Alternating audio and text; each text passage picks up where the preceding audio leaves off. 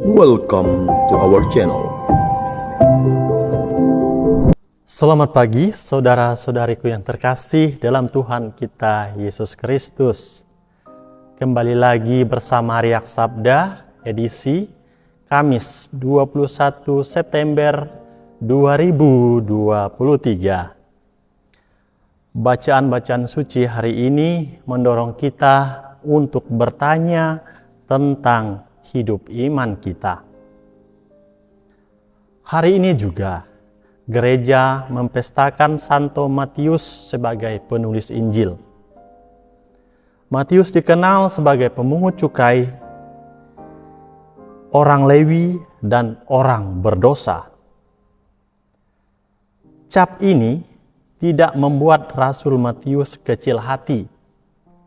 Justru karena cap ini mendorong dia sebagai orang yang kuat dan kokoh dalam iman kepada Yesus. Hal ini sesuai dengan namanya Matius. Matius artinya anugerah Allah. Dalam hal ini kita bisa mencari arti nama kita masing-masing untuk mengenalkan diri dan menemukan kekuatan diri kita.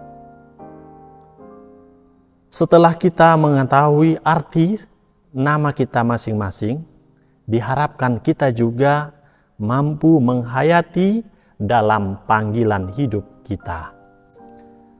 Saudara-saudari terkasih, dalam bacaan suci hari ini, ada beberapa poin penting yang menjadi permenungan kita bersama. Pertama, menemukan mutiara yang indah. Yesus melihat Matius di kantornya atau di rumah cukai. Lalu Yesus memanggilnya, "Ikutilah aku." Matius tidak bertanya mau kemana, ada apa. Tetapi dia langsung mengikuti Yesus dan tanpa pamitan dengan rekan-rekannya yang ada di rumah cukai. Pertanyaan bagi kita, ada apa? Saudara-saudara terkasih, ya. Matius tidak ada pamitan dengan rekan-rekannya, ya.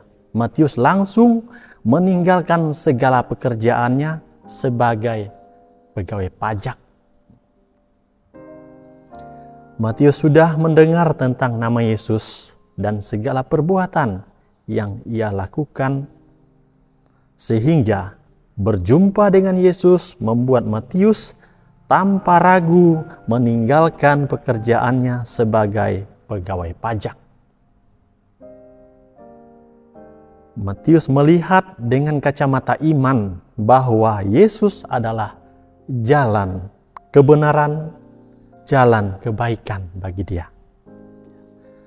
Matius sudah menemukan sebuah mutiara yang indah dalam diri Yesus yang tidak bisa diukur dengan uang yang ia punya, sehingga dia meninggalkan segala-galanya demi Yesus.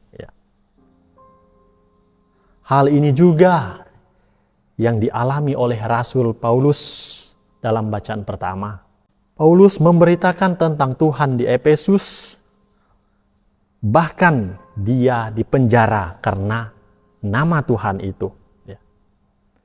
Dalam situasi seperti ini, Paulus memberikan nasihat kepada jemaat di Efesus untuk hidup sesuai dengan orang-orang yang terpanggil, ya, yang ditunjukkan dengan sikap rendah hati, lemah lembut dan sabar, serta menunjukkan sikap kasih dengan saling membantu.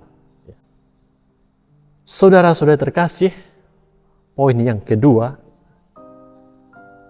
menemukan hidup baru bersama Yesus. Matius berjumpa dengan Yesus dengan mengubah hidupnya. Dia meninggalkan profesi sebagai pegawai pajak dan hidup baru bersama dengan Yesus. Matius meninggalkan cara hidup lamanya untuk mengikuti Yesus.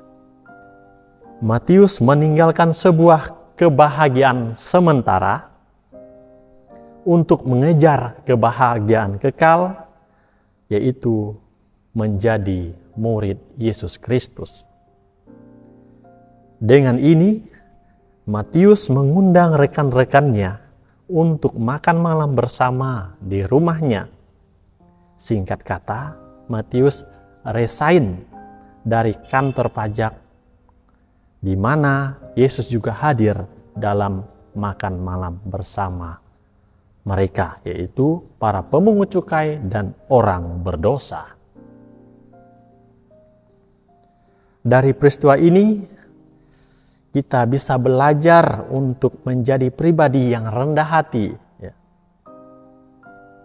Sebuah cara hidup yang berbeda dengan cara hidup dunia, di mana Matius sudah punya kedudukan, punya modal, punya usaha.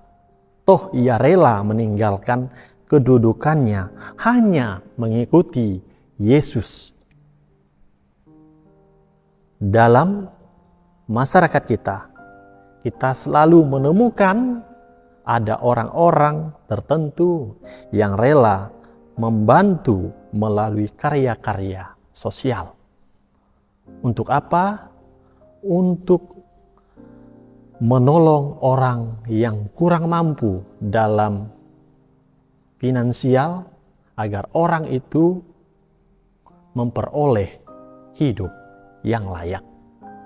Kita juga belajar dari Yesus sebagai pemimpin dan pelayan. Dia menyetarakan dirinya dengan orang berdosa. Dia mau mengangkat derajat orang-orang, terutama pemungut cukai dan orang berdosa, supaya tidak dipandang sebelah mata oleh orang-orang Yahudi saat itu. Lalu poin yang ketiga, persembahan hidup bagi Tuhan. Saudara-saudari terkasih, Matius mengundang para pemungut cukai dan orang berdosa makan di rumahnya. Ini sebuah ungkapan syukur, di mana Matius telah bertemu dengan Yesus sebagai jalan kebenaran atas hidupnya. Matius mempunyai niat yang kuat untuk bertobat. Hal ini bagaimana pertobatan Matius dengan meninggalkan profesinya sebagai pemungut cukai. Kita bisa memetik sesuatu yang baik dari peristiwa ini. Mungkin kita dipanggil, kita dipilih dengan latar belakang yang berbeda, dengan kebudayaan yang berbeda. Toh Tuhan tetap memanggil orang-orang, tanda kutip, orang berdosa yang memiliki sesuatu yang bernilai di mata Tuhan. Hal ini contoh dalam Rasul Matius. Tuhan tidak memperhitungkan cara hidup kita yang kurang baik. Kita kenal Matius seorang pemungut cukai, sebagai rekan kerja orang-orang Roma, mengut pajak. Tetapi Tuhan tidak melihat itu. Tuhan melihat ada sesuatu yang baik, yang baik darinya, sehingga Dia memanggil Matius. Sehingga Matius juga tidak menjawab. Dia hanya mengikuti bimbingan Tuhan.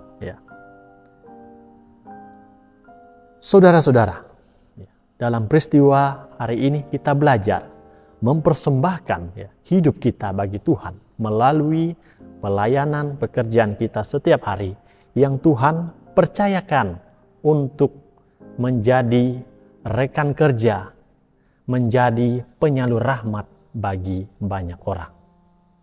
Semoga melalui bacaan ini kita dikuatkan, diteguhkan atas panggilan hidup kita masing-masing. Semoga Tuhan memberkati kita semua. Amin.